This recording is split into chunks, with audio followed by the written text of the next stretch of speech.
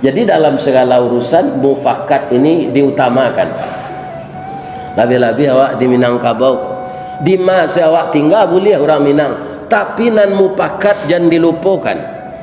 Niniak kita katumanggongan dua perpatiah nan sabatang dek alui kileknya tibo dek linci cayo mendatang budi tajambu kenan elok. Sawah lunto jalan kasalak kadurian membali dadi hupek kepala naknya siek Minangkabau nanti golua perintah datuk para patih inyo barajo kamu pakai. Ini mantap pak jadi datuk jangan kadang-kadang anda. Bah mau pakai jo kemanakan mau pakai jo dun sana nang kadiboy.